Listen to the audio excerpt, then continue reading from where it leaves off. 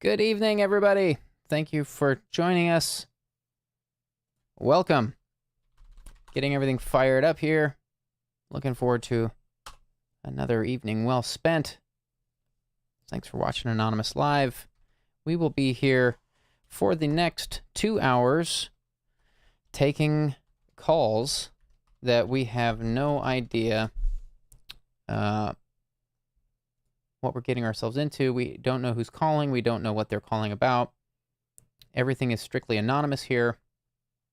And it should be a good time. There's a couple of announcements up top. Most notably, my plant.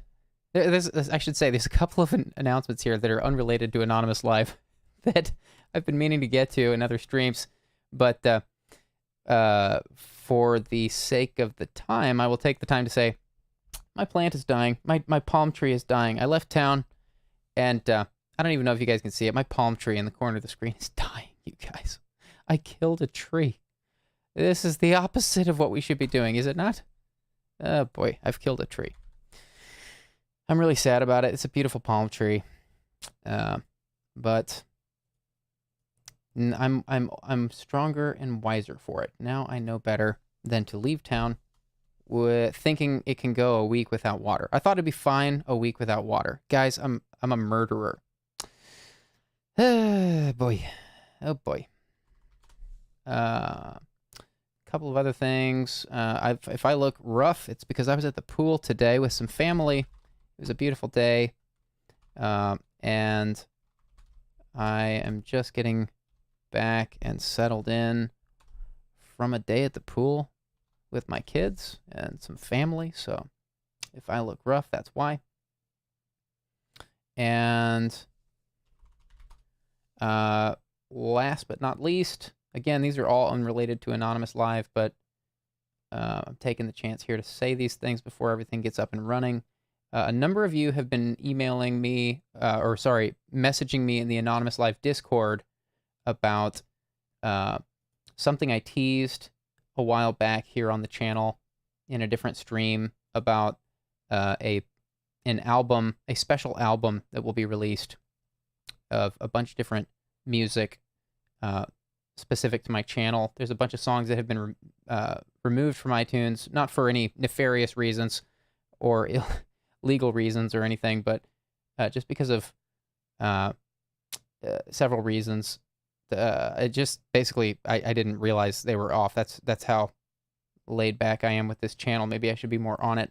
But there's some songs that have been taken down, and because I didn't realize they were taken down, there's no reason they should have been taken down. It's just like some contracts lapsed, and those will be coming out again. It's about a week overdue at this point, so I'm just acknowledging that here. Again, it's not specific to Anonymous Live, but I'm taking the chance to say that here because a number of you have been emailing me on the Anonymous Live Discord server about that. I have not forgotten. That is coming. Everything here is just late, guys. There's a lot going on. Everything here is late. Nothing is on time right now. Everything's late. But fear not. Things are coming. Things are happening. Things are happening. We're here twice a week doing Anonymous Live. I do another live stream on Wednesdays. Things are happening, and there are other things coming. And the other things coming are probably what's slowing me down. But I digress. That's not what we're here for. Just a little bit of a setup before we dive in tonight. Thank you guys for being here. Phone lines are opening. If you're new here, this is not entertaining. This is not entertainment. If you're here for those reasons, I hate to say it, but maybe look somewhere else. We're here doing kind of a community service. We just listen to people. We have no idea what they're going to call in about. And we just listen. And we believe in the power of listening. And we try to just create a space where people can call in and vent or confess something or get feedback from the chat and me. And we'll be here for the next 2 hours doing that. So sorry to front load this episode with a bunch of announcements, but a number of you have been asking me. And so there are some... Nobody's asked me about my dead plant, to be fair. This thing is so dead. Look at this. This thing is so dead, guys. It's time for a new plant. I gotta get a new plant. Now I've gotta get a new palm tree. I really loved that palm tree. I'm really sad. The top sprouts were okay. I don't know. Maybe I can salvage those top sprouts. Maybe there's some. I need to talk to a plant expert. Maybe somebody in the chat can tell me what to do. But the bottom leaves are dead, guys. I feel so bad. I killed a tree. My goodness, I'm a murderer. Ugh. Okay. Everybody doing all right tonight?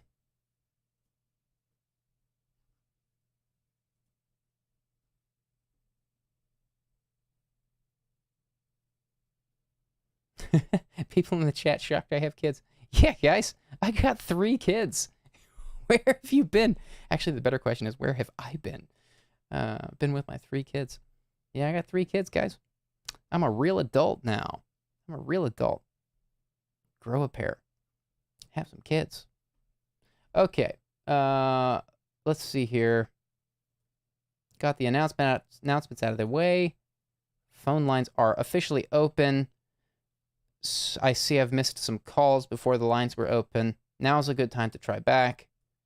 And here comes some calls. We are taking our first one at random. Here we go. Hello, thanks for calling. Hi there, Julian. Hi. Can we start with your age and a brief intro? Okay, cool. Age of 24. And I have a story to tell. What I'm looking for is, I think, feedback, kind of some input from either you or maybe the chat, just about how to proceed and how to kind of move forward from the situation that I found myself in. Okay. What's on your mind? So I have been married for about 5 years. My husband comes from a single parent household, someone that I, really admired and looked up to. I come from a happily married family, lots of siblings, but just a very, I think, really healthy family. I think I had a lot of resources and stuff growing up. My parents had a lot of good parenting resources and things, and so, just a very healthy parenting household. But my husband, it wasn't that way. His father died when he was very young, and he has a biological sister and a half-sister. This half-sister is much, much younger. She's about 4 or 5, I think. A couple of months back, my husband's biological sister confided in me that her mother-in-law, was in a romantic relationship with a sex offender, and that she was uncomfortable with that, and she asked me not to tell my husband, and told my husband.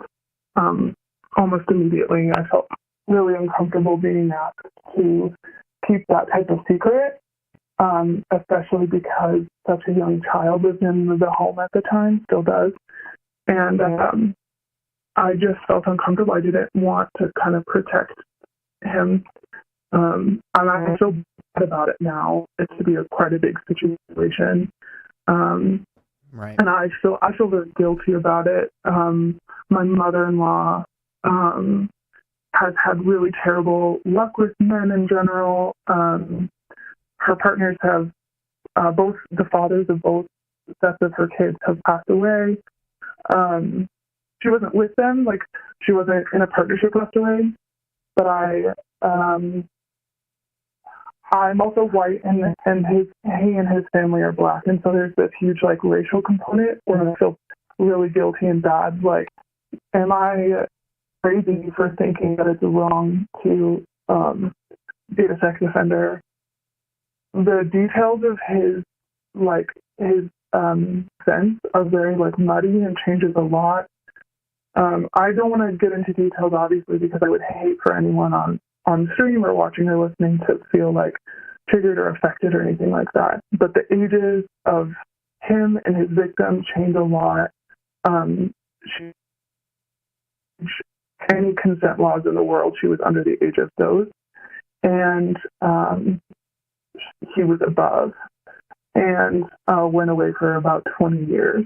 And so if it's a big enough crime like that, like, that's clearly not someone you should be engaging with. The difference is that they all believe that he didn't do it and that he hasn't done it. So now I'm in a position, they called me, my mother-in-law, who I believe to have a good friendship and relationship with, called me like manipulative and conniving, and told my husband that I was trying to poison him against him and things like that. And I recognize that I probably do have a bias, that I do have like some level of maybe arrogance that I think I'm bringing into it, in the sense that I grew up with a very, very positive childhood. I have excellent relationships with both my parents. And so I'm almost embarrassed by that now. Like, I don't deserve to say if something's wrong because I had it so good. And that's kind of like what his side of the family has told me, is that because I like experienced such good things growing up, and I don't know, I'm not allowed a say in it. And my mother-in-law, I'm very afraid for her. She shouldn't be alone with this man or in the same room with this man, no matter what, in my mind. Whether he's innocent or guilty, I feel bad even saying that. Like, but in my mind, part of me is like, man, sometimes you just get dealt a shitty hand of cards and you just have to deal with it. Even if you are like innocent of a crime like that, you just kind of have to accept that you don't date women with children. And I feel bad saying that. And I wonder if like maybe that's wrong. I'm having such a hard time processing a lot of this, because I think I just feel so like judged and condemned for even speaking out and saying like, maybe this is a bad thing what you're doing. Right. She's accused me a lot of like spreading it to my, that they're going to call CPS and things like that. And I hadn't told my in-law or my family at all. And she like was very upset with me that I would do something like that, even though I didn't do that. And then come to find out, she had told her entire extended family what I had done. And her extended family now is telling my husband, like, how dare he think that his own mom, his own flesh and blood, would make a bad choice and decide something poorly. So this is, just to be clear, I apologize if I've missed something, and I forgot to make another announcement at the top. I apologize to do it in the middle of the call here, but we have a new bot That's here okay. in the chat, and I got distracted by it. No, that's okay. Everybody, if I can just say real quick, everybody in the chat, please know that Nightbot is now here helping us moderate the chat. We've had so much spam here in these streams. If you say something and Nightbot moderates you, just please know Nightbot needs some adjustments. So please go easy on Nightbot. I got distracted by Nightbot doing some things, and I don't know what it's doing. I really apologize to you, the caller, for doing that there. From what I understand, you saying your mother-in-law is dating a registered sex offender. Is that right? That's correct. And your husband did not know this? My husband was not aware of it until I informed him. Right. And now my mother-in-law has kept the details of his case so close, wouldn't explain.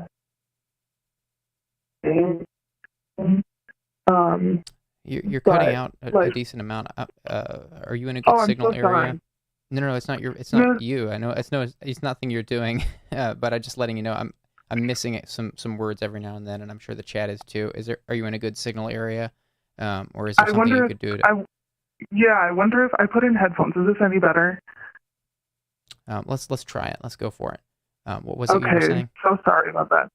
No problem. My husband was not made aware of this man's position until I told him, and because my mother-in-law has kept the details of his case, of her boyfriend's case, so close, she hasn't even shared his full legal name.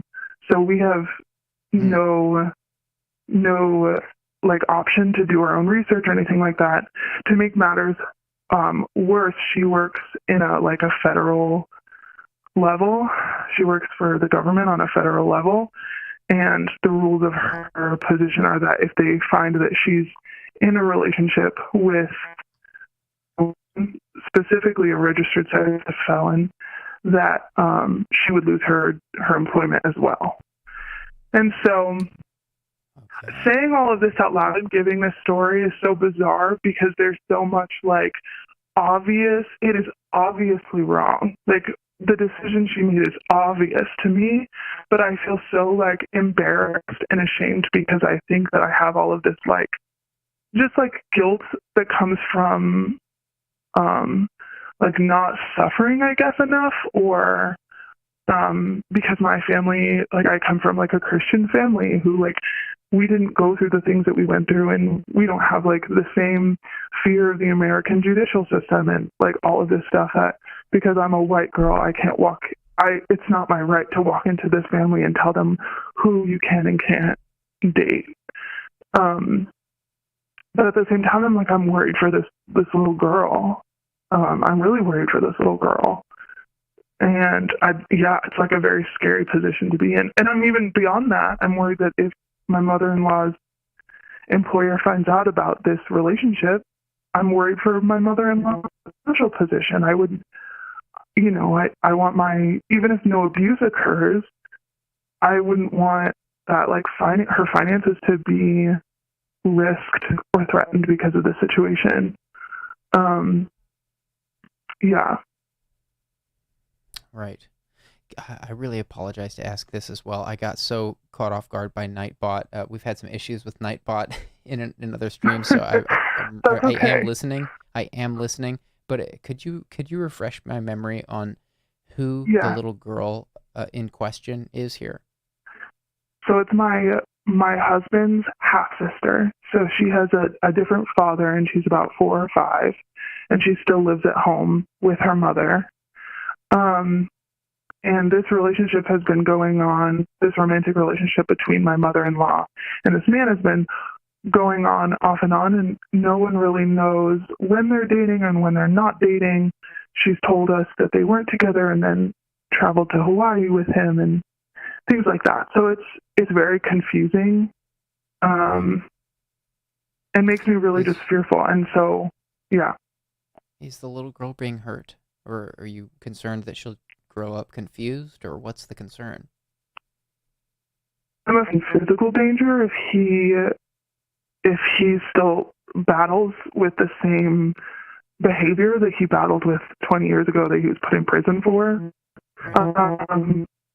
Yeah, and there's a big beyond that. If that doesn't happen, I am worried that that type of behavior would be normalized, that it would be like normal.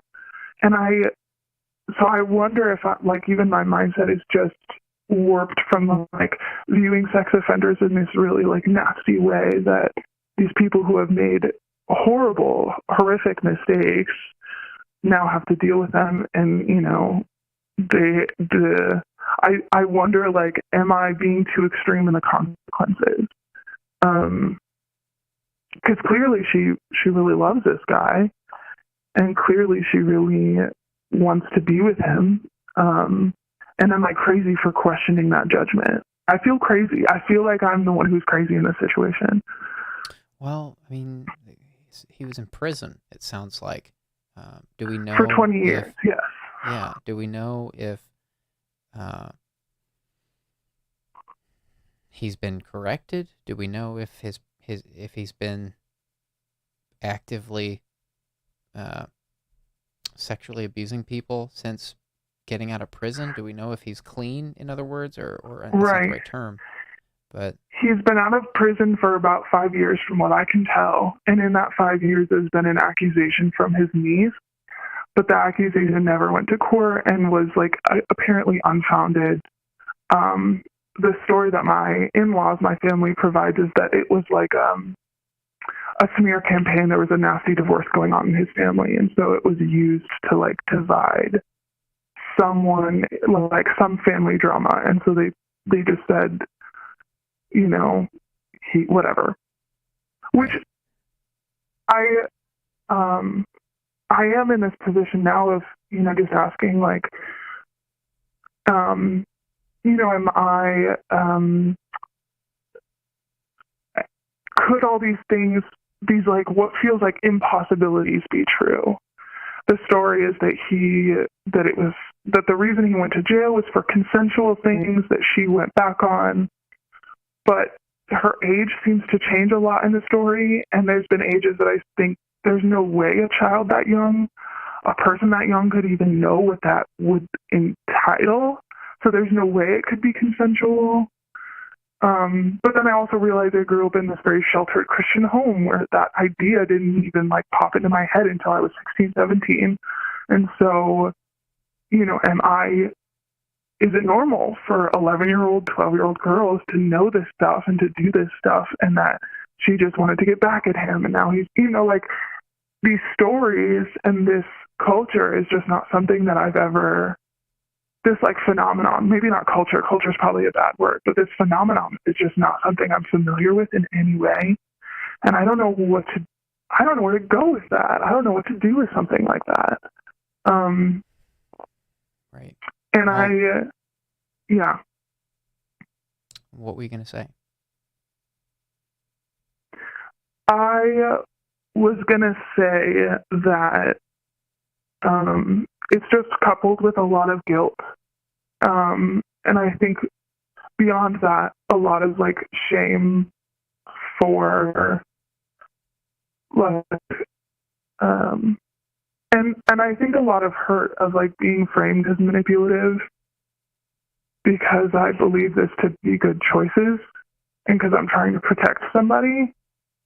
I'm trying to protect somebody. Like, I feel like I'm on this, like, I have to either decide to protect somebody without a whole lot of evidence that she's in danger, particularly, like, indirect physical harm. Do I stand up for this, knowing that I believe it to be wrong and I believe it to be harmful for the family in general? Or do I let it go and risk that because I don't want to be cut off from my in-laws and I don't want to be, like, further slandered and further... Has there been slander? Has there been slander in your family? Absolutely. Have they slandered you? So you're not absolutely. on good terms with your in-laws? No. My mother-in-law has called her brothers and sisters, so my aunt and uncle-in-laws and things, and her parents, my husband's grandparents, like, she's called most of the family to let them know that I think that she's an abuser and that I don't trust her judgment. There's also another layer of abuse that occurred in her childhood, and so there's a lot of particular insult that they perceive I've given, because if it happened to me as a child, why would you ever believe that I would ever put my child in a position where it would happen to her? But statistically, that's what happens, is that people who are abused as children their children end up being abused as well. Right. That's, like, the likelihood of that generational is very, like, obvious. And my mother was also, when she was young, also abused. And she has always talked to me from a young age about, like, sticking up for these things and really protecting kids. It's always been, like, our family's mantra is, like, you protect children. That's just what you do. And, right. And so I shared that with her, that my mother had been affected as well many years ago, with a lot of, like, I told her in confidence. And when she and I spoke on the phone when my mother-in-law and I spoke on the phone about this situation, and she was getting defensive and called me, all those names and things like that, she said, like, really horrible things about my mom and about the things that my mom has gone through, and with the basically saying, like, how dare you tell me that this is wrong when your mom was abused by so and so, and she allows you kids to be around that same person to this day, which is not true. My mom doesn't allow us kids around that person. So there's just like a lot of assumptions and things like that, which means that now I'm also guilty because I shared this thing about my mom in confidence with this woman I trusted, and now my extended family knows this about my mom, and I'm like, this is never what I wanted. And so it's blown up into be this big thing, and there's like the racial aspect to it, and there's the child aspect of it. There's just so many aspects of it, and also I'm newly married. Like, I've only known these people 7 years. Like, we don't have that rapport yet. I also don't live in the same city here or town as them, and so it's always been a long distance thing. And there's the American judicial part of it. There's just a lot of parts of it. And as I'm talking, I'm hoping that the chat can kind of like give me feedback or whatever about those different aspects of it, so that I can, because I can't. Another aspect of it is that I can't talk about it with anybody else, because then that would be betraying my mother-in-law's trust. It's complicated. If you're just joining, we have a caller on the line who is in a complicated situation where they're newly married and they are not on good terms with their parents-in-law, and the mother-in-law is dating a registered sex offender who was in prison for 20 years, and the caller is afraid for her half-sister, I believe you said it was, who is living with your mother-in-law, and you're worried for the well-being of your half-sister, who's very young, and you sense that there may be some danger for the half-sister living with your mother-in-law, who's dating a registered sex offender. And also, your mother-in-law works for the federal government in a specific position that would require her to be terminate fired. Her employment, right? Yeah. Her employment would be terminated if it came out that she were dating someone like this. And so there's a lot of layers to it. And you mentioned this to your husband, and you're newly married, and it sounds like it's introduced some tension. There's some questions about this part of it specifically from the chat. I've seen a number of people post about it, but Easy Cheesy TV, one of our mods, says, caller hasn't talked about her husband much. Where is he in all of this? How does he fit in? And there's been some questions from other people about how did your husband respond when you brought this up, and where does he? How does he fit into all this? My husband was deeply, deeply concerned. I've only seen him cry maybe 10 times in my life. Not saying that's healthy, but he sobbed when I told him. He was very concerned and very worried, and began calling a lot of his extended family to kind of ask questions if they knew about it, and he and I decided even asked the question of, like, if we did call CPS, would you be in the position of taking care, like the two of us taking care of my half-sister, if that's something that would ever have to happen? And I immediately was like, of course, yes, absolutely, I would do that. And that was many months ago at this point. The new development is simply that because he doesn't have any information about one side or the other, he won't condemn his mom, but he won't condemn me either. So he's basically saying, I'm not going to take a side. If something happens with my sister, with my young sister, we'll take her in, but I can't prevent my mom from dating who she wants to date. I'm not going to call a government organization to tear our family apart if I don't have proof that something's happening, and I'm going to give this guy the benefit of the doubt. If he says he's innocent, I'm going to say, I don't know whether you're innocent or not. And for me, I'm very much like, no, if he says he's innocent, he has every reason to lie. The likelihood of him lying is far too great for me to give him the benefit of the doubt. Right. And I wonder if there is that racial component of experiencing and seeing many circumstances where women in his community or in his upbringing have lied on their partners in order to like there's a lot of that aspect of it, a lot of mistrust when people say what really happened, and so there's a lot of just like, I'm going to stay at my job, it's not my rodeo. Do you feel like there's racial tension in your marriage? To some extent, I would say yes. With your husband? I think I would say there are many times where I realize how privileged I've been in my upbringing. My husband never in his life has he condemned me for it or made me feel ashamed of it or anything like that.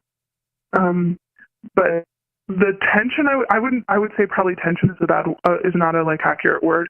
A more accurate word is I'm very blind to the racial discrepancies, and he's very aware of them, and he makes me aware of them, which I appreciate deeply.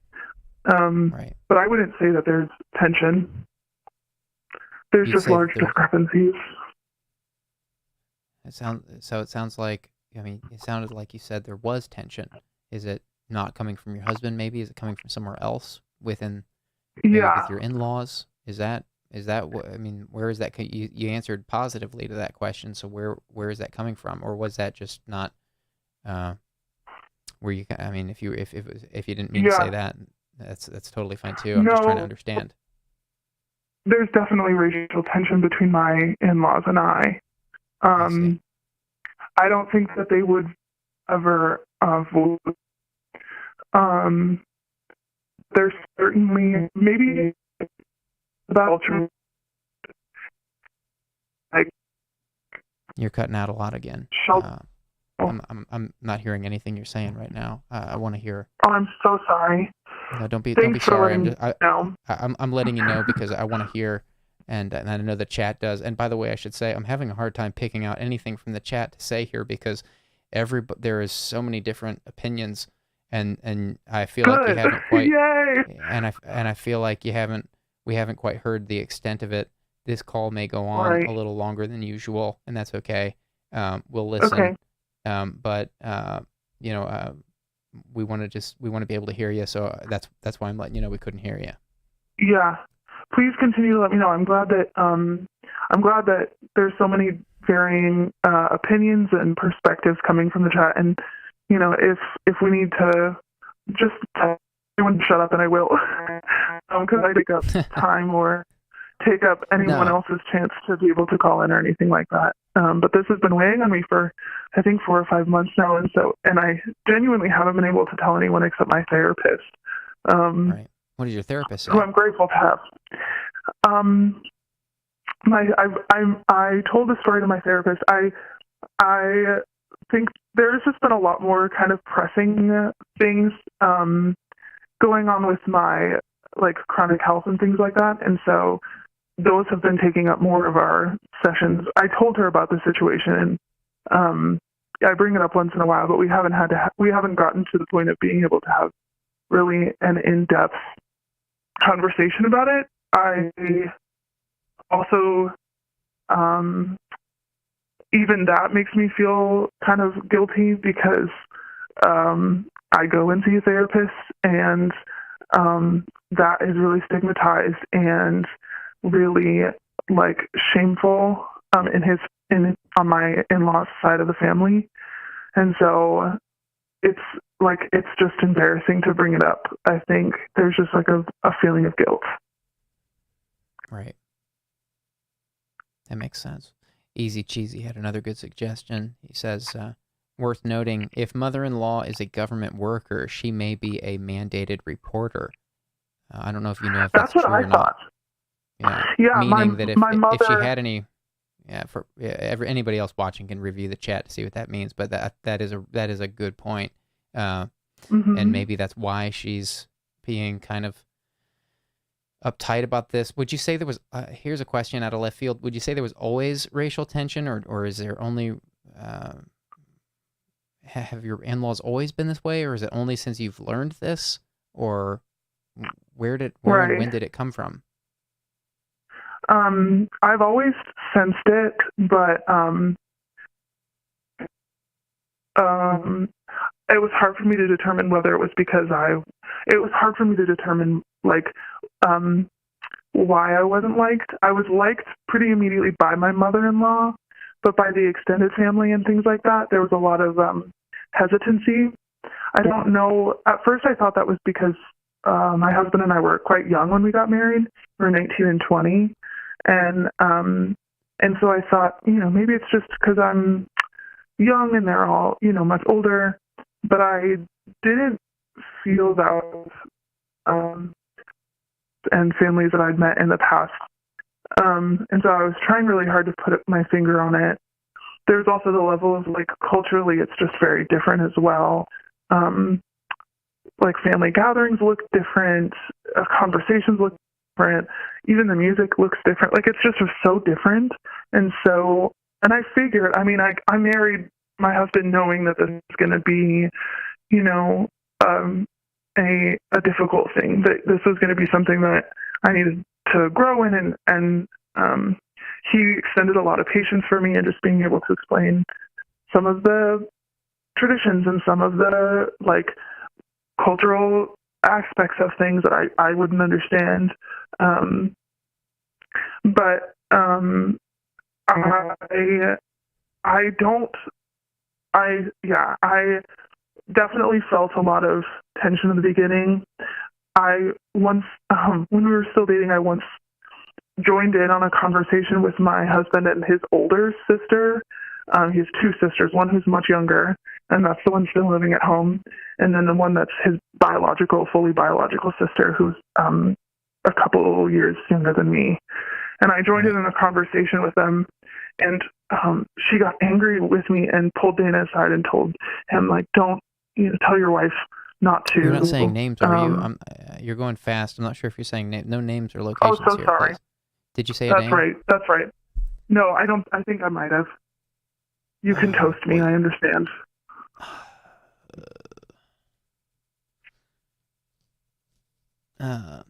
Did you mention a name of somebody who's implicated in this? I mean, this is very complicated. No names of anyone implicated. Did you? I don't even know that I heard where the name was. It just sounded like a name happened, and I'm nervous for you, and I'm nervous for the person that you might have mentioned. You say they weren't implicated.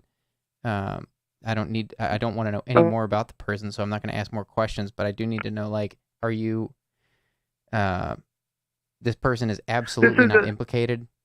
This is a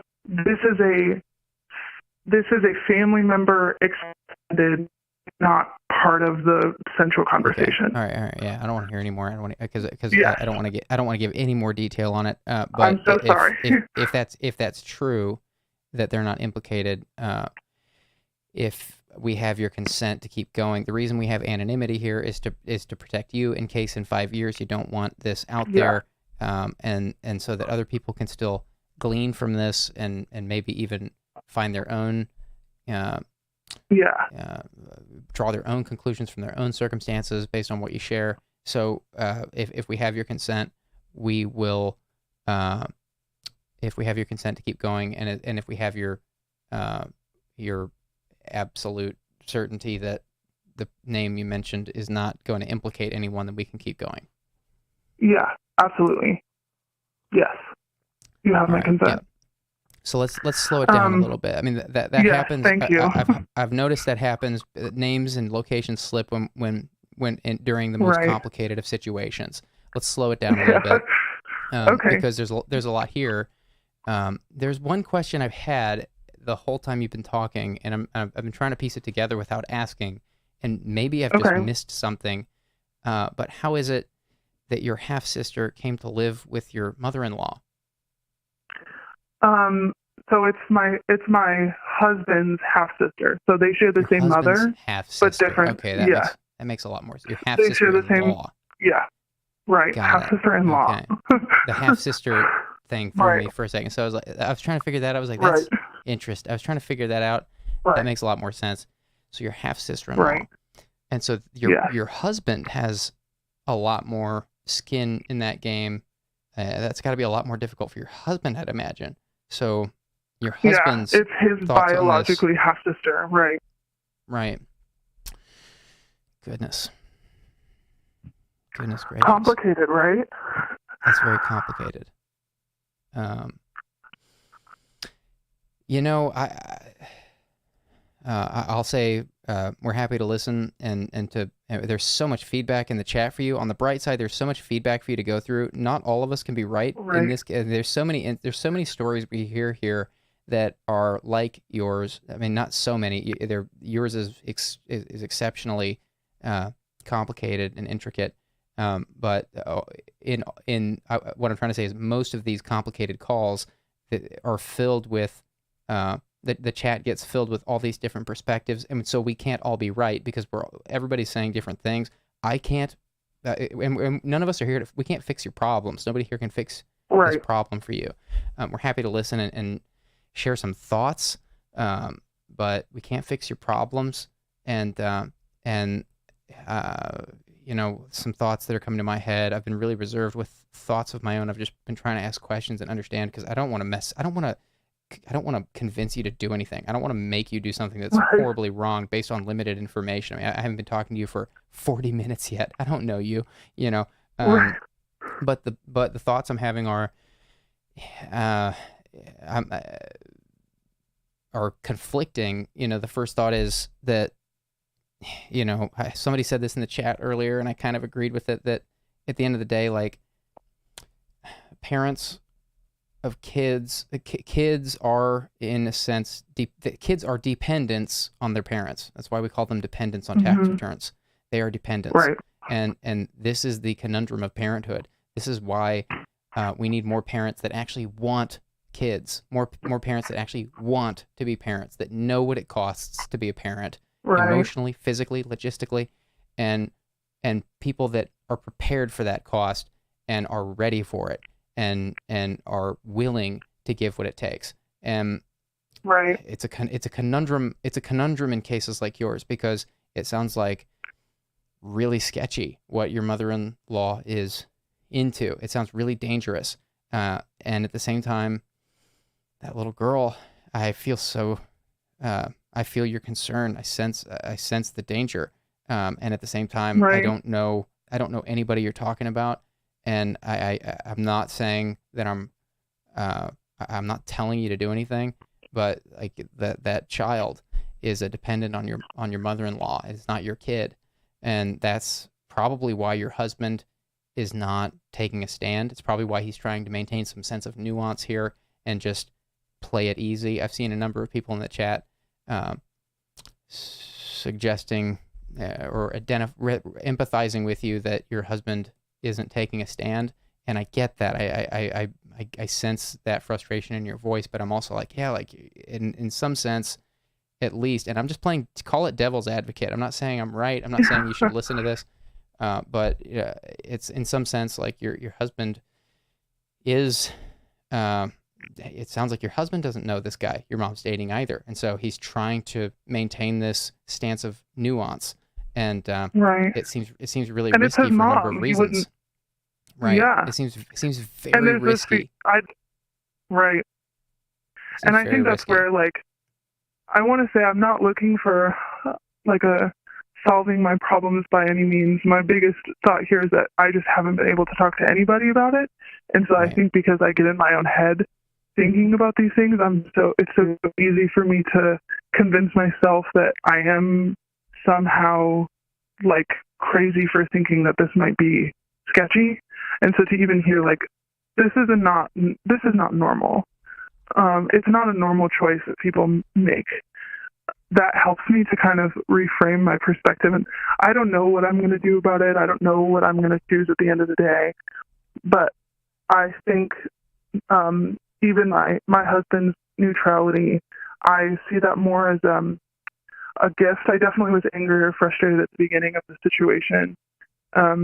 Right. But I have compassion with him a lot, just this understanding of, this is your mom, and this That's is the person that she's chosen, and you want her to be happy, and you've seen all of the, the failed relationships and the loss and the grief that she's had to experience.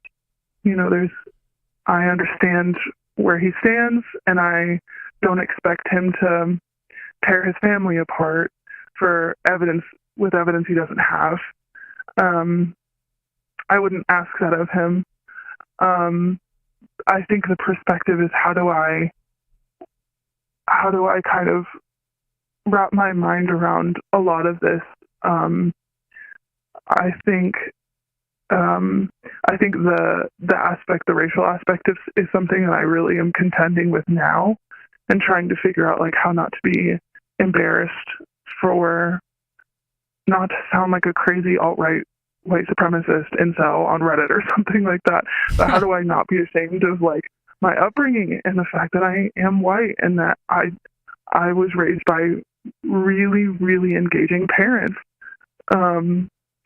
who would never make that choice, and taught me never to make that choice, and to make the choice that my mother-in-law has.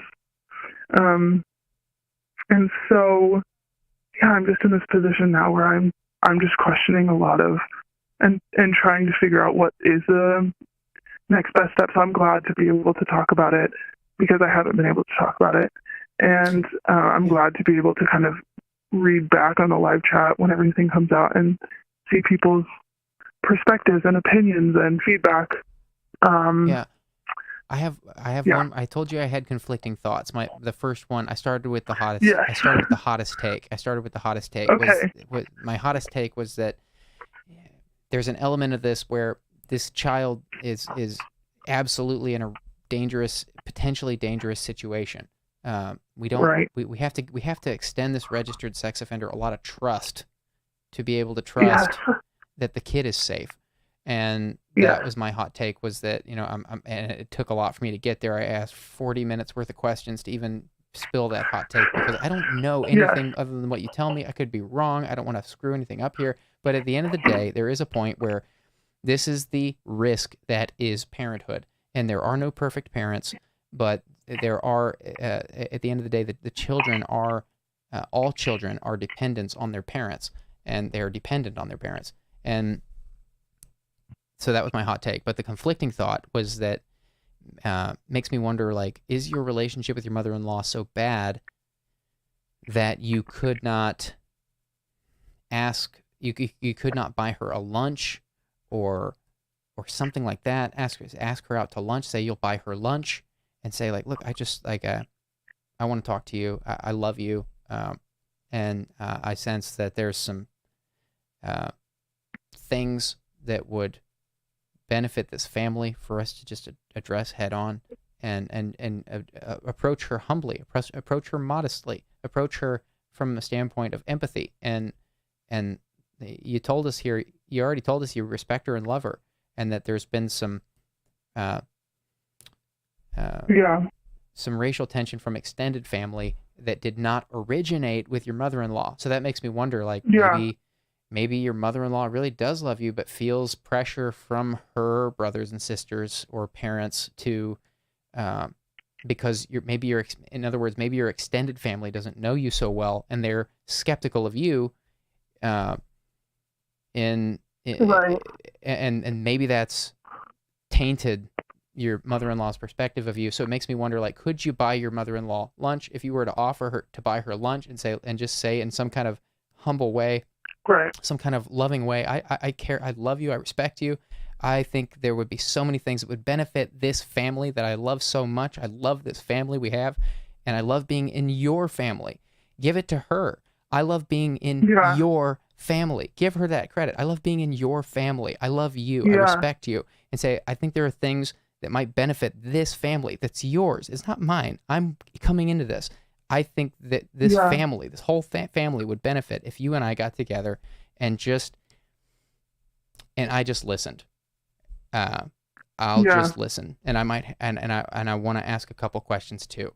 But I mainly just want to listen and figure out how we can benefit this family, make this family stronger? Yeah. Do you think she'd go to lunch with you? And do you think at that lunch you could use that as an opportunity to say something like, look, like, I don't know this guy. I don't know this guy you're dating. You're dating him. I don't know. You clearly trust him. Right. Can you put our minds at ease, because it's my half sister in law. It's my husband's sister. It's a child. and it's a child. Can you put our minds at ease?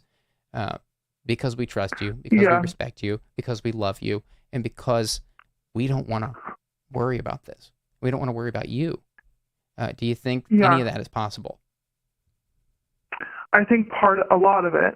And I will say that I've approached her, I think twice now, extending a conversation to be had, and also expressing fear of a conversation, because I've been framed as manipulative and conniving and like deceitful and dishonest, that I'm kind of pulling the strings, specifically my husband's strings and his thoughts and perspectives, which makes me laugh, because if anyone knew my husband, they would know that he is the least manipulated person I've ever met in my life. Big reason I married him. That's a good reason. And and so there's a lot of apprehension for me to bring forward a conversation, because empathy, any emotional extension that I give will be framed in that light as, well, she's just trying to manipulate more. Saying those things. And I don't know if that's maybe a conversation I can have again with my husband, just asking him that question of, do you believe if I did that, your mom would respond well? Because I am so fearful of bringing forward that empathy and that, because what you said is true. I love being in her family. I love my extended family a lot. I feel like I've built great relationships which was why it was so devastating when she talked to them about me, because I thought I had built really great relationships with them. I called my grandma all the time, my grandmama all the time for recipes and things like that. And so it's, I think in terms of reconciliation, a great step that I could take even today or tomorrow is just to talk to my husband and ask him, really honestly, if I engage with her on that level, would she respond, or would she continue to ignore my texts? Because I just don't know. I don't know if a betrayal has been so deep that I would betray her trust this deep that it's just not reconcilable. Because I do want to reconcile. I want to get to a place where I am at ease. But I don't know if that's something that she's wanting. So, I think that's a really good first step, and I appreciate even suggesting it. Yeah, I mean, at the end of the day, people either have empathy or they don't. I mean, you're talking about. I mean, that is the distinction between mental health, a mentally healthy individual, and somebody who can't empathize is a psychopath. So you're talking about psychopaths versus your mother-in-law doesn't sound like a psychopath from what I've heard. Right. So that leads me to believe that she can empathize. And you told us that she loved you at first. And that you sensed at least that it was external forces. I'm not trying to get you to not talk to your husband first, but I am wondering, like, your husband has maintained a complete stance of nuance here. I wonder if your husband is going to have anything to say about that. I wonder if maybe your husband might not like to weigh in on that, or maybe you wouldn't get the best answer from him. I wonder if, and I'm not telling you what to do. Please don't do what I tell you. Right. I'm just giving you a nugget to think about.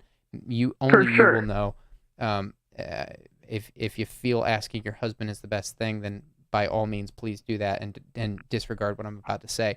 But assuming your mom-in-law is not a psychopath, assuming your mom-in-law can empathize and has empathy, there might there at least might be something to say about, unless you feel it's a breach of trust with your husband, to just go straight to your mother-in-law and ask her to go to lunch with you. I mean, maybe your husband. My only concern being maybe your husband feels in the hot seat. I mean, he's not taking a stand here. He clearly doesn't want to. Maybe your husband doesn't. Maybe your husband can only give you so much here. I'm saying maybe. I don't know, but it's at least a possibility. I think as much as he's stayed neutral and tried to stay nuanced, he's continually engaging on both sides with both of us, and has even, offered to be there to kind of mediate a conversation between the two of us, which is something that his mom requested. I can't talk to your wife, me, until have there. And so, and that's, again, I feel like that was weird the way I said it, but that was a request that she made. And which I understand and I respect. So I've definitely seen my husband, although stay really nuanced, be really good at mediating and being really good at, I would hate to put him in that hot place, this between a rock and a hard place, having to choose between his wife and his mother. That is never, ever something I'd ever wanted or ever envisioned, putting him in that position. And I want to avoid that as much as possible. So it might be worthwhile just to send a text or leave a voicemail, asking her out to lunch or coffee or something like that, just to see if I can re-engage. And I don't want to let her of being this manipulative. There's such a huge fear of everything I say is going to be perceived as manipulative. Everything I say is going to be perceived as some scheme, and that's the way. I'm so afraid of that I just don't want to do anything at all. And I want to be able to unlearn that and do the right thing despite the way that I might be perceived by other people.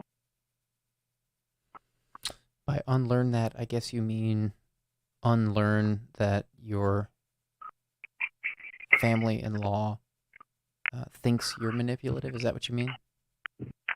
More so unlearn the allowing my behavior to be affected by that fear that I have. This great big fear, which is likely and probable that my family perceives me, my in-laws now perceive me as manipulative. That is very probable. That's likely. I don't want to dig too deep here or pry into things that are unrelated, but what do you think causes your family-in-law to think you're manipulative? Because I think because I'm more, a couple of reasons. I think these are speculation, and I want to apologize up front for any insensitivity I might say. I think my soft-spoken, gentle nature is seen as conniving, if that makes sense. It's the family, specifically the women, are very loud-spoken and very front, and my quietness is not perceived as shyness or just natural gentle.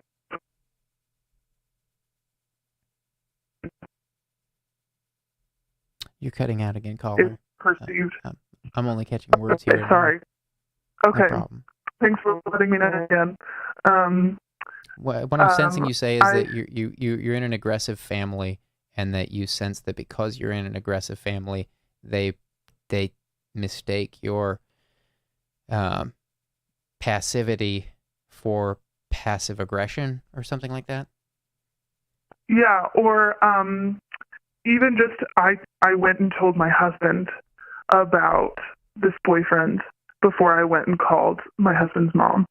And that's what you do in that family, is that if you have a problem with that person, you go to that person. And it was manipulative for me to tell my husband instead.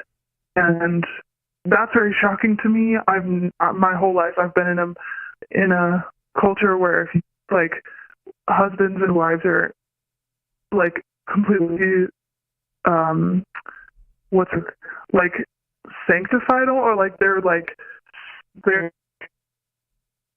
you, you don't assume that one knows and the other doesn't. That you kind of like assume that they're one person and that they kind of knows, etc. Not to say I don't keep secrets from my husband. There's lots of things that, you know, my friends tell me or confide in me that I would never tell my husband. He has no reason to know.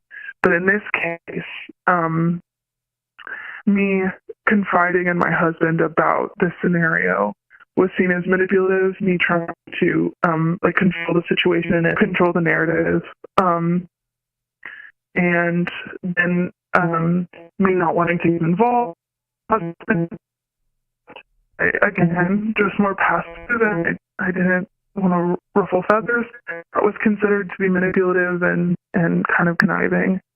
So it's these things that I just am naturally, where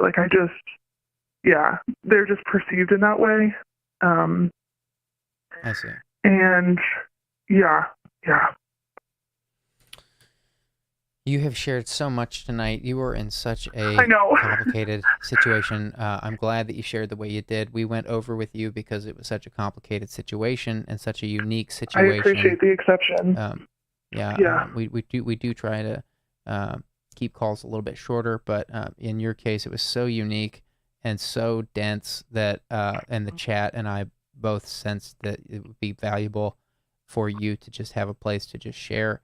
And that's, I'm glad that you shared the way you did. And again, I hope you got any value from this. None of us can fix your problems, but there are so many ideas in the chat for you to pour through later.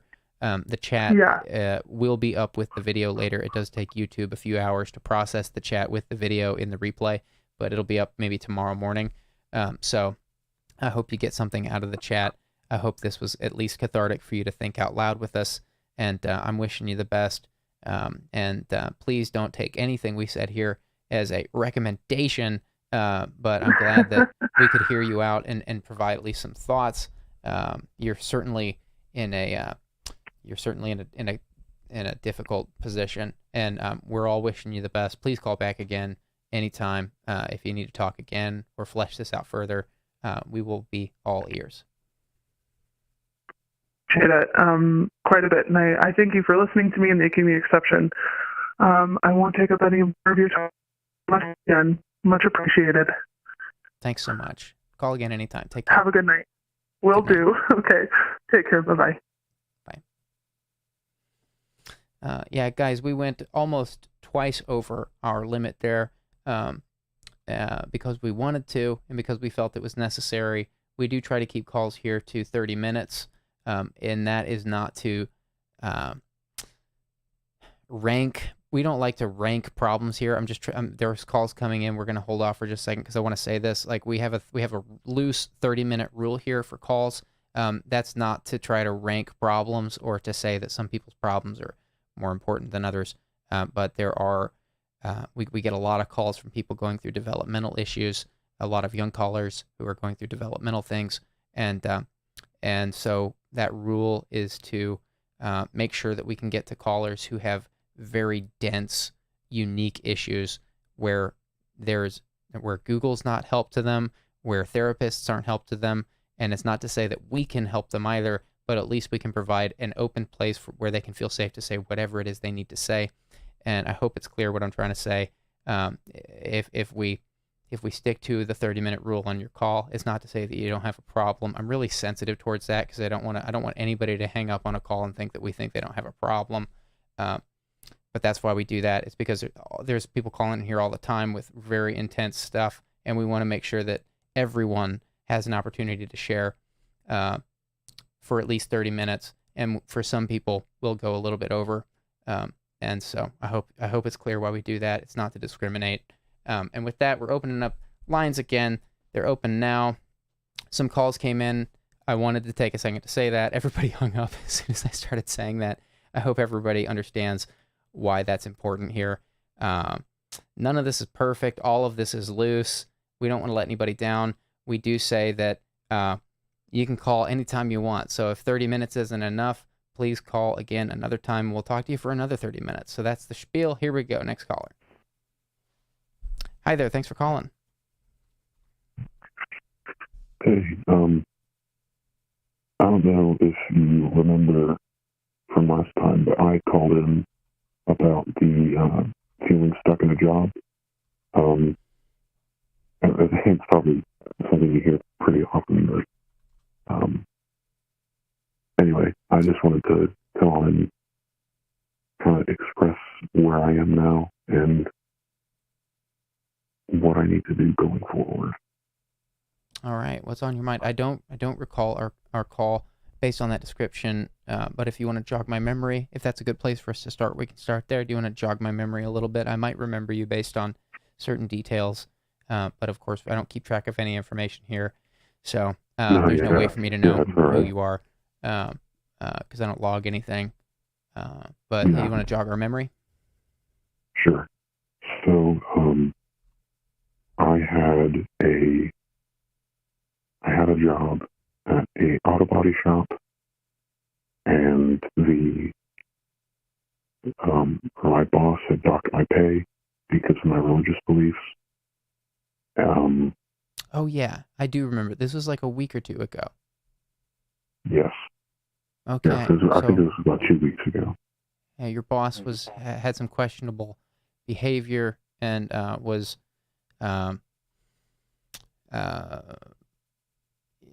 if I remember correctly, there was like some misogynistic traits he was exhibiting or forcing on. He was spewing some misogyny on you or about women, and you expressed some religious beliefs, and that you were gonna be not available for work on certain days, and he docked your pay, and you were feeling stuck. Do I have that right?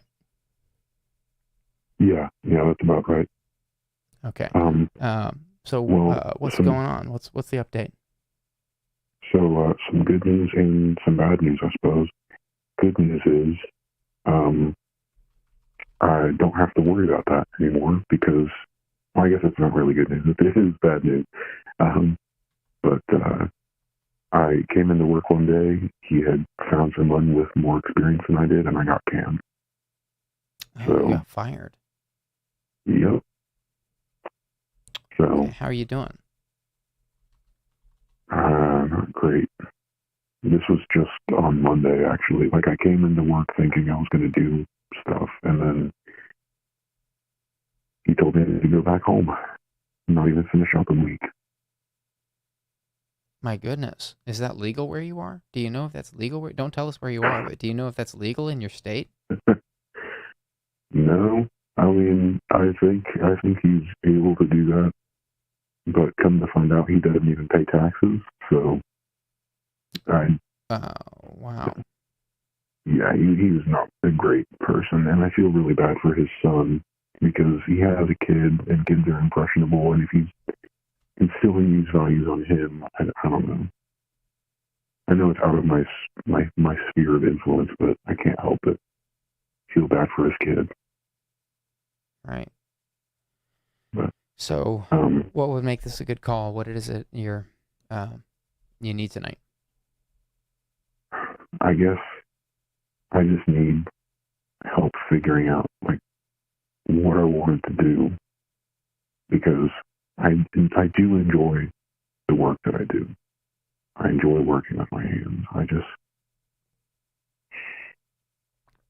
don't know if, especially where I am, if I would move somewhere else or if I would like find another line of work that would be a more inclusive environment. That even then, the most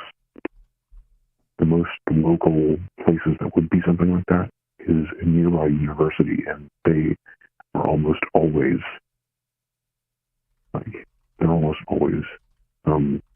filled. Right. You're getting some sympathy from the chat. You have my sympathy. I'm really sorry to hear this. I would certainly do some Googling on whether or not you were let go under legal, in a legal way. Most people get some kind of severance or some kind of notice, at least, that they're no longer going to be working there. Don't tell us where you are, but you might do some Googling. Google your state. See if you live in a right-to-work state, for example. That's just one of a few different possibilities. Like, if you live in a right-to-work state, maybe it was legal. But you might Google your state and then right-to-work and see if that qualifies. If it's not a right-to-work state, you might have been entitled to some kind of severance or something. Of course, I'm not an expert on this, and I don't even know where you live, so you got to do your own research.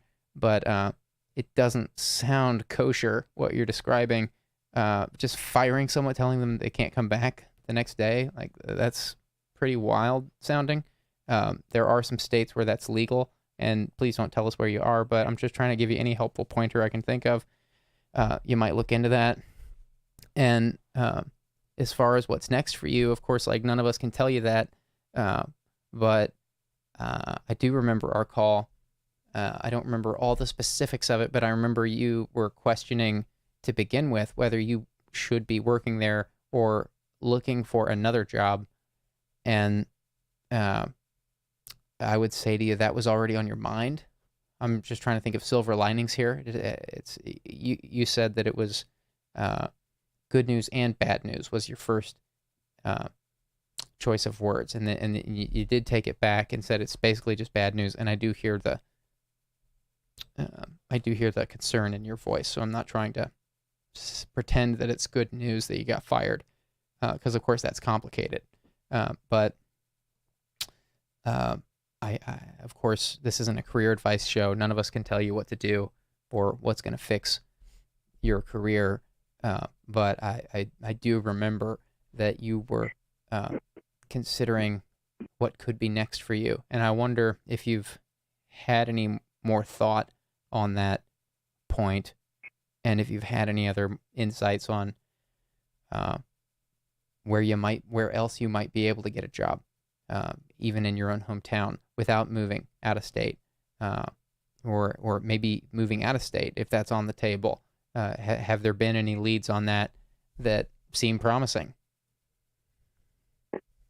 I mean, all the shops or places that I would work for automotive stuff, they are either like more than 50 miles away, or they are out of state.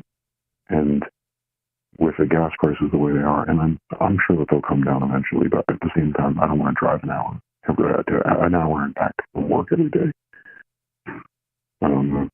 Right. I guess I'd have, like, there's a lot of the shops around here are mom and pop shops, and then the ones that aren't require like 6 days of work a week. And even if I did try to get in there, and I've tried, they'd always have a excuse as to why they can't hire. And it's, here it's not about what you know, it's about who you know. And right. I don't know a lot of people. So it's really difficult for me to hold on to work, because if somebody knows somebody else and they need work, then the person that they're going to get rid of is the person they don't know. Yeah. So I want to be really careful here, because I don't want to push you. And I do remember our call, and I remember thinking about it afterwards as well. And so I'm glad you called back in, and I hear in your voice that you're lost. And I remember at least from our call prior, that you also were in a similar place of feeling kind of lost. And I'm curious, like, what can you do to put yourself out there, to meet more people? What is within your immediate reach to put yourself, maybe it's putting yourself out of your comfort zone, maybe it's putting yourself in simply new situations or new environments or new circles. Maybe all of the above. I don't know you, so but I hear in your voice you feel a little lost, and I wonder, like, So much of business is networking. So much of business, what is business? Business is, I got a problem. Business is, you got a problem, I got a solution. That's business. You got a problem, I got a solution. So how can you offer the solutions you have? You have solutions. You can fix machines. You can fix cars. How can you get yourself in new situations? I'm challenging you a little bit here because I really do care, and I don't want to push you. But I hear in your voice you're looking for something, and I don't know what that something is. But you just said that it's not what you know, it's who you know, and that's very true in a lot of cases. It's not. It's also, I don't totally agree with that thought. I know it's a popular phrase. It's not what you know, it's who you know. I do think in a lot of cases, at least half of cases, it's both. It's what you know and who you know. You can know everything and know no one, and no one will know you know everything. Or you can know nothing and know everyone and be such good friends with everyone that they just have this sense of nepotism towards you as their friend.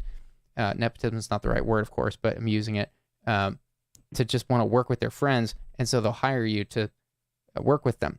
The point is, how can you get yourself out there into what can you do to put yourself in new situations, maybe put yourself out of your comfort zone. I'm stepping out on a limb there saying that, but I feel that's I feel compelled to say that because you said the thing about it's not what you know, it's who you know. And that's true. It is true a lot of the time. So what can you do about that?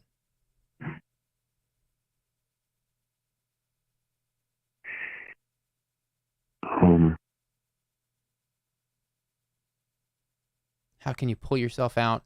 Is it are you more introverted than extroverted? Is that the issue, or is it that you live in you're more introverted than extroverted? Yeah, I struggle with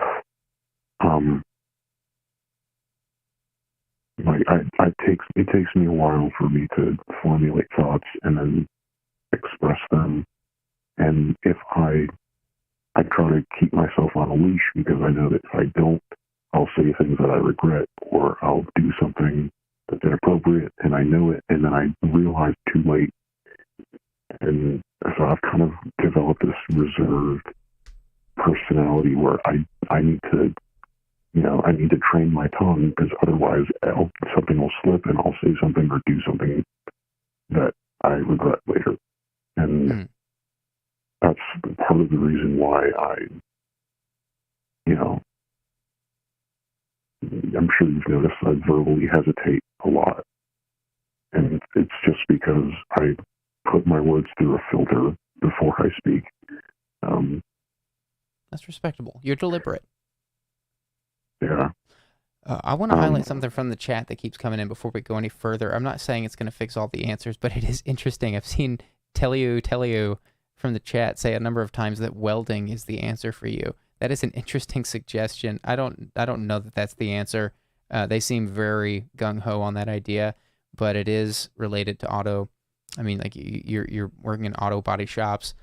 Welding is in high demand right now. Of course, I don't think anybody knows if that will continue to be the case.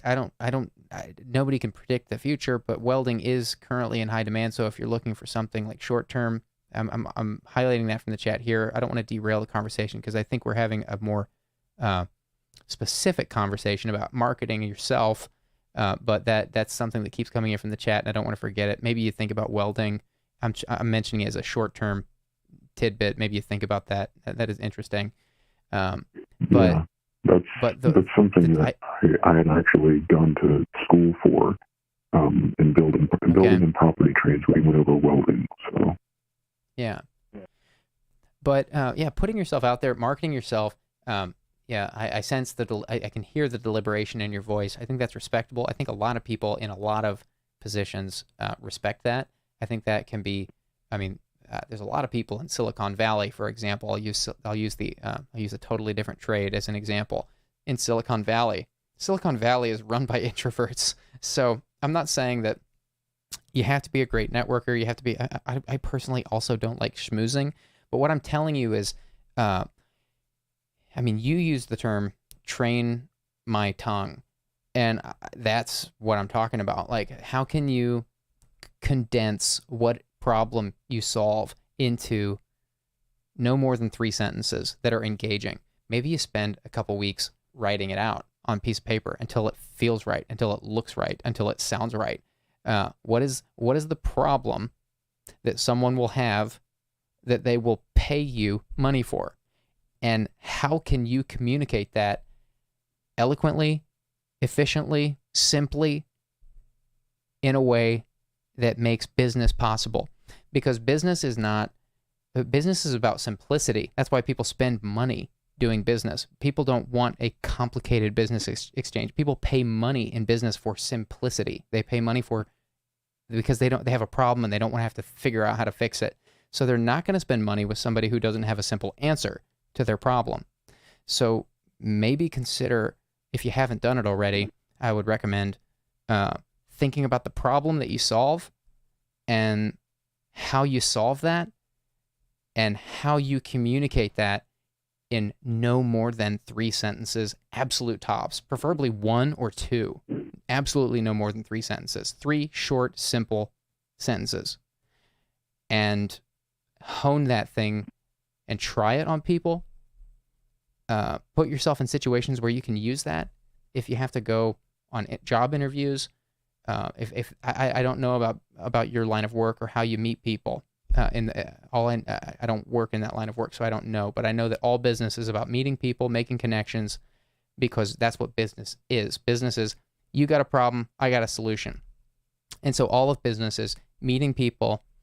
How can you meet more people? And how can you test your elevator pitch of the problem you solve on new people, more people, until it feels right? And I know that seems daunting. That seems like a lot of work. But it's not as much work as it sounds like when I'm sitting here saying it. Once you get into it, it feels like a game. I can say from personal experience, I've done this. And you know, YouTube is much different. Like, there's nothing really to, communication in general is about being concise and efficient and simple. But especially when you are marketing a service, like, you've got a problem and I'm going to come fix it with my hands, that's even more so important that it's simple, concise, thought out, because people are handing you money to fix a problem and they want that to be a simple answer. And so I'm encouraged. I spent a lot of time talking there. I'm wondering what that sounds like to you, if that's something you've already done, if it's something you could do more of, and a little bit of all of that, I guess. Yeah. It's something that I did whenever I had my oil changing business. And that was something that I had to get used to, where I would go out to places of work or to public areas, and I'd talk to people. I'd leave my business card, and try to get people interested in looking into my business further. But that was a business level and not a personal interaction. And now that the business is closed, that's kind of gone off people's radar, and I don't know if I have the strength to do that again, like, mentally yet. Because keep in mind, this was only 2 months ago that this happened, where I had to close things down. Well, it sounds like you're in a season of healing. It sounds like you're kind of trying to get back to homeostasis after having your equilibrium thrown off. Is that the case? Yeah. Yeah, it's been a lot of things all at once. I hear that. Yeah, it's, losing a pay, then losing a job, and completely unrelated, and I don't want to go off topic too far, but I learned that a friend of mine, he's only 18 years old, but got diagnosed with Burkitt's lymphoma, which is a blood cancer. And we've just been trying to support him as well. So it's a lot going on right now. I hear that. There's a lot of good thoughts for you in the chat. I know I only highlighted the thing about welding, but I did sense that was on topic. Tonight, all the calls tonight, there have been so many opinions on tonight's calls. There have been so many, so I'm having a hard time deciding what to pull out from the chat, but I'm encouraging you, like I did the last caller, to go back and read everything, because you will know what's relevant from this better than any of us. But I wonder if you've tried any guided meditation. What does that sound like to you? Trying some guided meditation. I believe, at least I think it's similar to what because I have a therapist I visit every once in a while, and something that she'll do is, I think it's guided meditation. It goes along where I lay down, close my eyes, and she talks me through like imaging things, and I'm like trying to describe things that I see. Is that what you're referring to? Yeah, guided imagery, guided meditation. Sounds like exactly what I was going to suggest to you. What I was going to suggest is much cheaper than therapy. I'm not telling you to ditch your therapist, but there's a resource that I love referencing here and has been helpful for a decent amount of people in this community, called Health Journeys. It was started by Bella Ruth Naparstek. Have you heard us talk about her? Not familiar, no. I'm going to put this in the chat for you. Bella Ruth Naparstek is an author, and I believe she's a psychologist. What's her bio? I don't have it in front of me. She's she has these guided meditations. Regardless, I'm pretty sure she's definitely an author. Let's see. What does Bella Ruth Naparstek do? But she has these guided meditation things that I have loved for years, and they've been so helpful for me in certain difficult situations. Where, I mean, I'm mentioning this because you're in a difficult spot, because there's a lot going on. There's a lot of change happening all at once, and it sounds like money's tight. It sounds like you've got a lot to do. It sounds like you have some quick decisions you need to make, and you've also got some healing that needs to happen before you can feel certain or confident in those decisions. Bella Ruth Naparstek is an American social worker, author, teacher, and the producer of a guided imagery library of self-administrated audio programs. That's her biography. Health Journeys is her company. She has these audio files you can buy for anywhere from $6 to $12. They're anywhere from 20 minutes to an hour long, and they're amazing. And they're all based around a specific topic or theme. Like, for example, she has some on sleep. She has some on relaxation and wellness. She has some on easing pain. She has one on anxiety and panic, relieving stress, healthful easing. Now I'm rereading some. She has she's got at least 60 of these things, and they're all amazing. I own a few of them, and you can listen to them 30 times and they never get old, 100 times and they never get old. I'm gonna put this in the chat for you because it's cheaper than therapy, and because you've got some. I can hear that in your voice. You've got some healing that needs to happen before you know what's next. And of course, none of us know what that is going to look like for you. But Bella Ruth Naparstek, I'm recommending her because only you will know when you've discovered what it is you're looking for. And meditation can help you get there. It's a great way to calm your mind, to control your thoughts. It's the ultimate exercise in self-control, meditation, because you sit there and you think about nothing except what's going on immediately, and you focus on your breath, and that's a great way to let a lot of things surface and process those things in real time. And I just feel so amazing after I come out of these. So I'm putting this in the chat for you. Thank you. Stand by while I do this here. There might be typos. I'm sorry, guys. I'm typing fast. But there it is. It's in the chat for you now. I highly recommend you check her out because I hear your dilemma. You got a lot to figure out really quickly. And I'm really sorry to hear another difficult call from you. I don't know what the answer is, but I'm glad you called in again.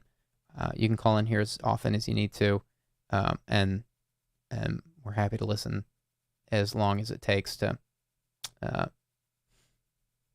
help you heal from what it is you're going through. But again, like, none of us here know what that is. So all we can do is listen and provide some feedback. There is some good feedback for you in the chat. I do think there's something to the welding thing, especially if you've already studied it.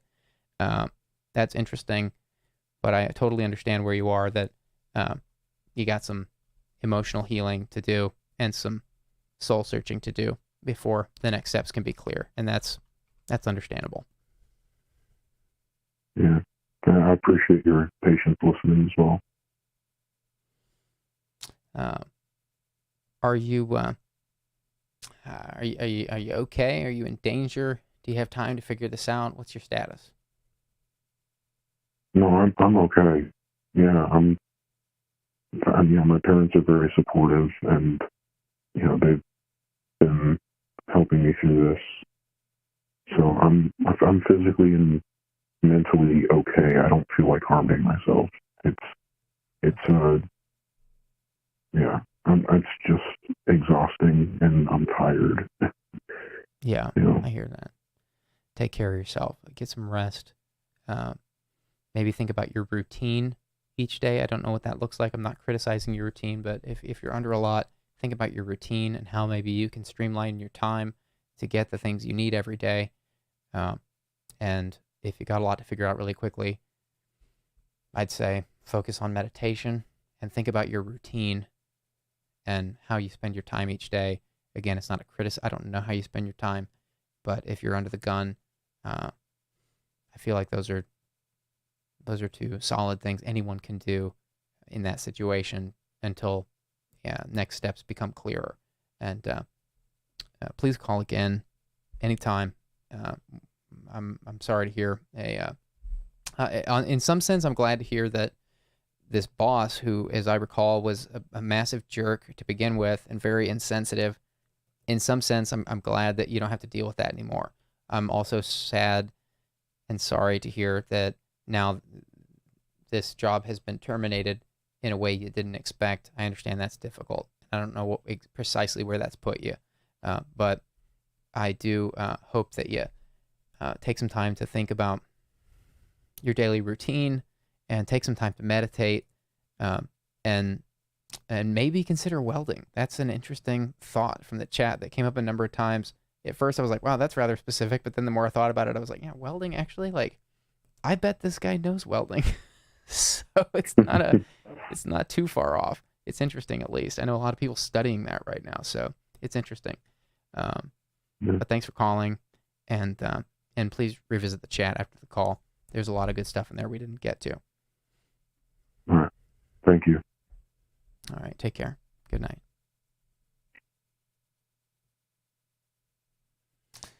Okay, everybody.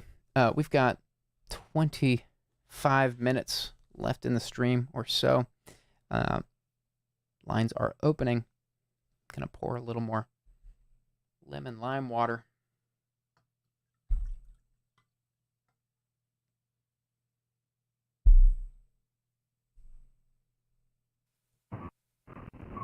Hello, thanks for calling. Julian? Julian? Hello, thanks for calling. Can we start with your age and a brief intro? Yeah, I'm 23. All right, and what brings you to call tonight? I didn't think you'd answer. I'm calling just because I want to talk about like a habit that I have, binge eating every night, and I'm actually, I just feeling extra garbage about it right now because I was just binge eating like an hour ago, and now my heart's going, and I don't know, I feel like stuck in a routine. I'm sorry, you cut out a little bit on my end. Did you say you're confessing? You wanted to make a confession? You wanted to talk about some binge eating? Is that what you said? Yeah, and marijuana use. Okay. What do you think it is that? Well, actually, let's get there later. What does it feel like after binge eating, or using substances in a way that? How does that feel when you're using these things? I mean, food isn't bad. Nothing is. Keep in mind you're talking to somebody who's Right. pretty open-minded. I don't think anything is inherently bad. It's how we use it, and of course there are things that people should. There are some things that are bad I can think of actually, but my point is, you are experiencing some things that are not. You called in for a reason. So how does that? What is the experience like, and how does it feel when you fall into that rut?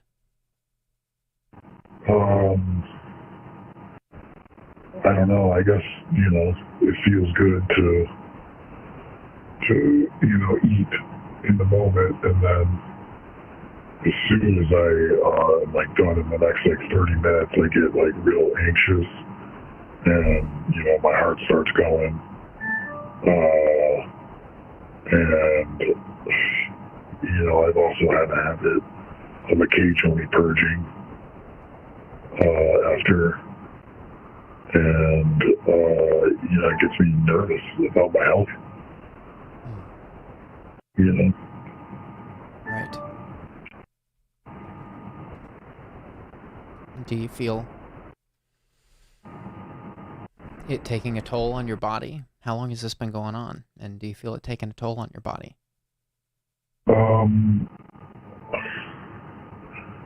I feel like it's affecting me emotionally more than anything. But I'm 5'7", 250 pounds.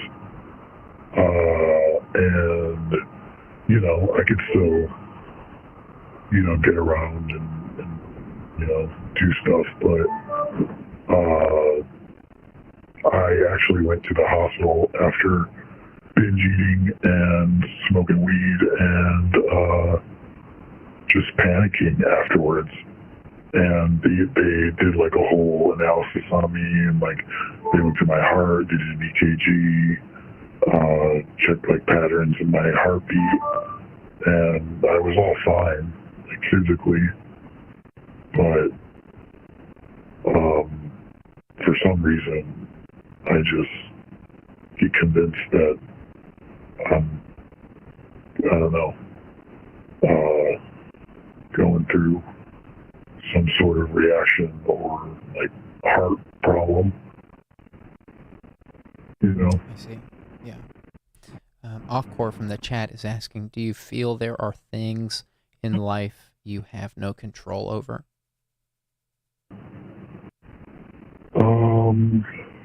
Yeah, definitely. Do you want to get into that? Yeah, I mean, to No be names, honest, no locations, please. That's the only request. No names, no locations. Yeah, of course. I watched the show quite a bit. Okay. I pretty hate big toasting fan. people, so I try to give the disclaimer now. I'm amazed when people slip up. Yeah, I've seen many get toasted. There have been some But, horrible toasts here. Regrettable toasts. Yeah, for sure. But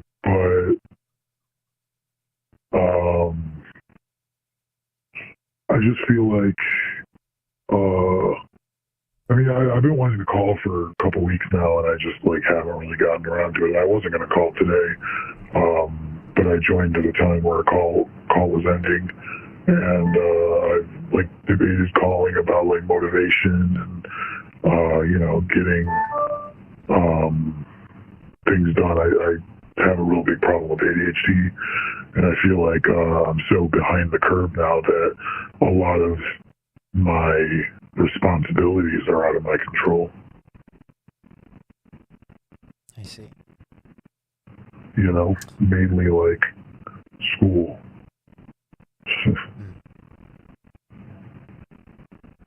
How does school feel out of your control?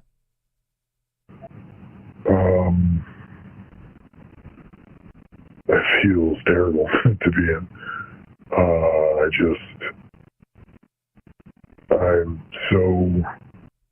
I have such a problem with procrastination that I'll just not do things. Like, I won't do my assignments until the end of the semester consistently. For years. I mean, I graduated in 2017, so I mean, I'm just trying to get through a 2-year school, and I just, wait till the end of the semester and then try to beg my teachers if I can, like, somehow make everything up. And I believe, like, that is a reason why I like, binge eat and stuff. It's that, failure that keeps me down, Primrose Dark from the chat asks, is there any family history or related histories that may have sparked fear of cardiac health? Cardiac awareness is a neurological and an anxiety condition that can be treated. Not really. I know my grandfather had a bad heart, but that's about it. My father didn't. None in my close family has, really. Besides, my grandfather, who I wasn't super close with. But yeah, I guess that would be the only,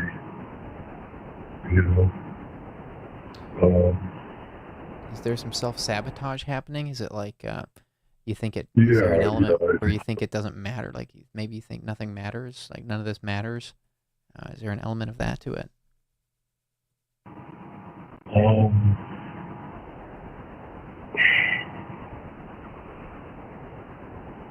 Yeah, I would say there's certain things, yeah.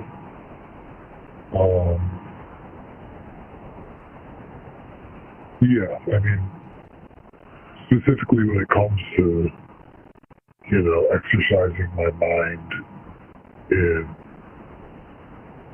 school specifically, but there's a lot of things that, matter to me, like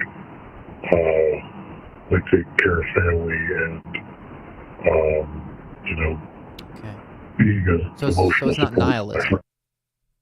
No, I mean, maybe to an extent, if you, I don't know, I mean, define nihilism, to me. There's no point, there's no meaning in anything, there's no point to anything. If you care about if your family is a deep... Yeah. It's not nihilism like that. Do you love yourself? Is there, a lack of... I guess, yeah. I have a stupid, self-conscious brain, and a lot of that is, disappointment to myself. Do you take pride in yourself? I'm not asking, are you arrogant? I'm asking, do you have a healthy sense of due diligence and pride, like taking pride in your work or your body or your health? There are things that I take pride in, but I think most other things when it comes to the choices I make in my everyday life and my habits that I really don't like about myself. And, I just feel all that weight a lot of the times, and it makes me just not want to try. Sounds like you feel defeated by these habits. Yeah. Yeah, in a sense. I guess you're right.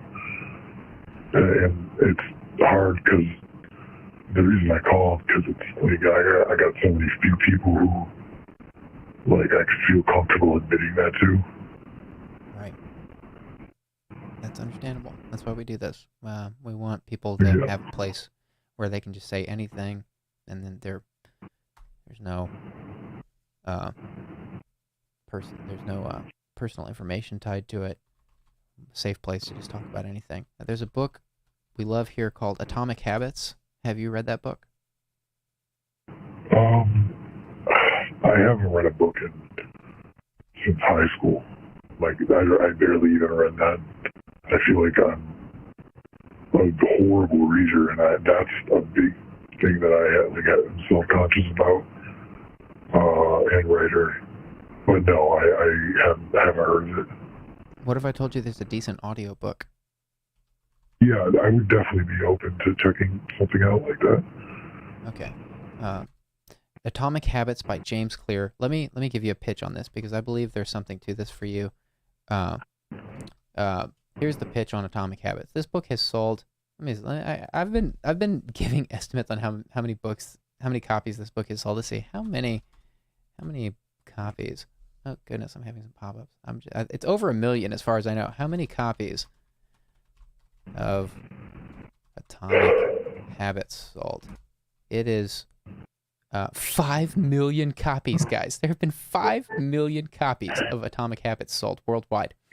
This book has over 30,000 reviews on Goodreads. This is a very powerful book. This book, a bunch of people in this community love it. I'm putting the Goodreads link in the chat for you, so you can just read the reviews of this book before you decide if you want to buy it. But if you're not a good reader, there's no shame in that. If you don't exercise that muscle, it can be strenuous to read a long book. But there is a decent audiobook of this one. I'm putting it in the chat for you now. But what makes this book so powerful is it talks about small steps. The subtitle of the book is Atomic Habits, an easy and proven way to build good habits and break bad ones. And the title is so genius because what is atomic? Atomic is like you're talking about like tiny little particles. You're talking about tiny little steps. Atomic habits. You're talking about tiny little habits that accumulate into these atomic explosive results. It's this genius title. In this book, it's sold 5 million copies. I don't mean to get too excited about that, but it's way more than I thought it had sold. I thought it sold 1 million copies. That is unbelievable. It's getting some love in the chat as we speak about it. I hope you check that book out. I'm really glad that you've called in and shared the way you're sharing. I'm really sorry to hear about what you're dealing with yourself and the binge eating and all that. Like that sounds really rough. I mean, nobody wants to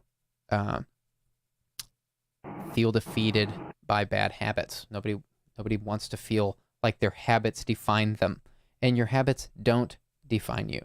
It feels like that for sure. Your habits don't define you, but they can dictate what can happen to you. So what I'm saying is like your sense of self-worth. Maybe I'll take heat for saying this, but I feel this to be true, that your sense of self-worth shouldn't come from whether or not you have a habit you can't break, or on the flip side, whether or not you are wildly successful. Like you shouldn't take your ego shouldn't take a hit for either of those things. Your ego should not be affected by either of those things. You should our self-worth comes from a deeper place, and our self-worth is where our habits come from. And our habits can define certain things about how our lives go. It can dictate rather where we find ourselves, where we wind up, but it shouldn't have any say on how you feel about yourself. And I hope that I say that because I want to encourage you, because I sense that you're being hard on yourself for these habits that you have.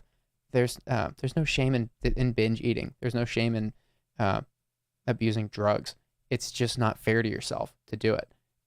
And I sense that you already know that because you've called in and shared. And I hope you hear that I'm encouraging you and not I hope it doesn't sound like I'm coming down on you, because I'm certainly not. I just I want to encourage you because I hear. Go ahead. That is encouraging. It is. Okay. Just yeah. To hear that my habits don't define me is kind of a shock, because I feel like my family puts a lot of weight on comparing me to certain things, and it makes me believe what they say. Right.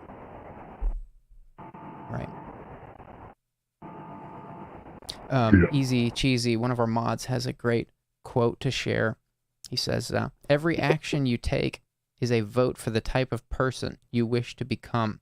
No single instance will transform your beliefs, but as the votes build up, so does the evidence of your new identity. Easy, where does that... that's James Clear. That's a James Clear quote. James Clear is the author of Atomic Habits. So if you like that, read Atomic Habits to get a bunch more of that. James Clear's brilliant. He's brilliant. Great book in Atomic Habits. I hope you enjoy the audiobook. I work in a place where I can listen to audiobooks and podcasts. That's what I've made me call in, because at work I set up weddings, and a lot of times I could just go on autopilot because I've done it for 3 years. So I've actually been watching a lot of Anonymous Live at work. So maybe I'll take that time to check out the audiobook. Great. Beautiful. Well, I hope you get something out of that book. I really feel like you will. Take no shame in the habits you have, but take pride in yourself and know that you're worth it to listen to a book like this, to draw any inspiration you need to form better habits, and to take pride in who you are, and don't feel defeated by. Everybody gets stuck in a rut sometimes. Don't beat yourself up over that. And I'm glad you called in. Beautiful conversation. A bunch of people in the chat resonated with it, so please review the chat after the call. There's probably some stuff. There's definitely some stuff in here we missed. So I encourage you to revisit the chat afterwards. And call again anytime. I'd love to hear a good update from you. Okay. Thank you. I just want to say real quick that I've been a fan since I was 14, and your videos have meant a lot to me. Right now, I'm actually borrowing my friend's guitar, and I'm going to learn how to play B Story back then. Oh, awesome! So, amazing. It's not too hard to play, so you'll figure it out. I don't know instruments at all, so okay. It'll be interesting to learn. But I'm excited to try to learn that. So I just want to thank you, man. Thank you for the support. I appreciate the kind words, and thank you for calling in tonight. I appreciated your candidness, and I'm hoping the best for you. And please call back anytime you want. Thanks, Julian. Have a good night. Thanks, chat. Thank you. Good night.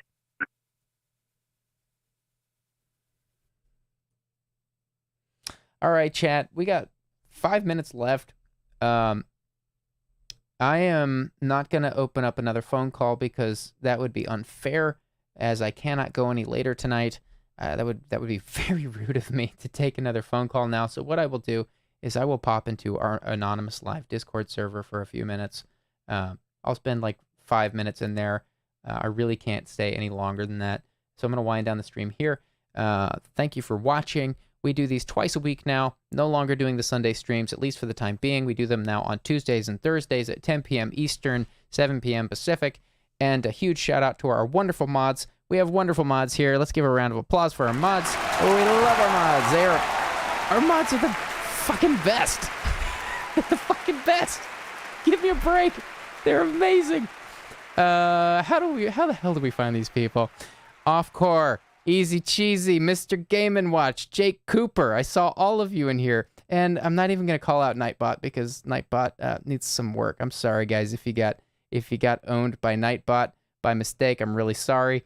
Nightbot still needs some adjustments. I have no idea how it did tonight, but I did a stream yesterday where some people got moderated who should not have been moderated, and they got very upset and they left.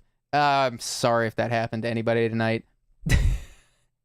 Nightbot will be corrected, I maintain. So just have patience with Nightbot. Nightbot is for the best. Nightbot is here to help our mods. Our mods do so much, and everybody here is doing this out of love for the community. And so I am installing Nightbot here because I don't want the mods to hate moderating. And there's so many trolls. So, a bot, the bots are here for the trolls. There's a lot of trolls. Thank you guys so much for watching. I will be in the Discord for about 5 minutes, and I will see you there. Thanks so much for watching. Good night, everybody.